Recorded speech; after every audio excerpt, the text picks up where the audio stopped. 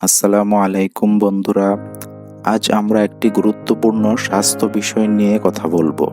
Diarrhoea বা পাতলা পায়খানা হলে কোন খাবারগুলো একদম খাওয়া উচিত নয়। অনেকেই অসুস্থ অবস্থায় ভুল খাবার খেয়ে ডায়রিয়া আরও বাড়িয়ে ফেলেন। তাই সঠিক খাবার বাছাই খুবই জরুরি। ১ নাম্বার হচ্ছে দুধ ও দুগ্ধজাত খাবার। ডায়রিয়া হলে ল্যাকটোজ হজম করার ক্ষমতা কমে যায়। দুধ, পনির বা চিজ খেলে গ্যাস্ট্রিক, ফাঁপা ভাব এবং পাতলা পায়খানা আরও বেড়ে যায়। দ্বিতীয় হচ্ছে তেলে ভাজা ও ঝাল খাবার।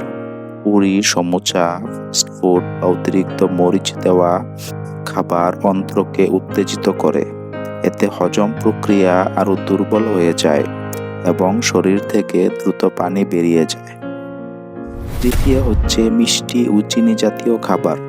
আইসক্রিম, মিষ্টি বা সফট ড্রিঙ্কসে থাকা চিনি অন্ত্রে থাকা পানি টেনে আনে, ফলে ডায়রিয়া আরও বেড়ে যায় এবং পানির শূন্যতার ঝুঁকি বাড়ে। চতুর্থ হচ্ছে ডাল ও বেশি আঁশযুক্ত খাবার। কাঁচা সবজি, বাঁধাকপি, ফুলকপি বা ডাল বেশি আঁশযুক্ত হওয়ায় অন্ত্রে চাপ সৃষ্টি করে। এতে পেট ব্যথা, গ্যাস ও পাতলা পায়খানা বেড়ে যেতে পারে।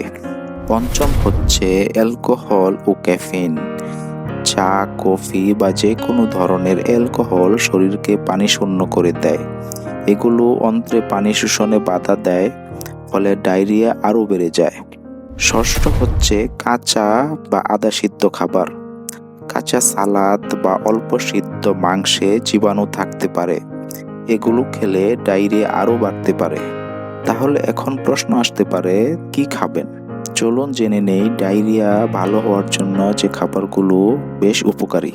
প্রথম হচ্ছে পানি। ডায়রিয়া থেকে মুক্তি পাবার প্রথম উপায় হলো পানি খাওয়া। ডায়রিয়ার কারণে আমাদের শরীর থেকে পানি বের হয়ে যায়, যার কারণে শরীরে দুর্বলতা, বমি ও মাথা ঘুরে।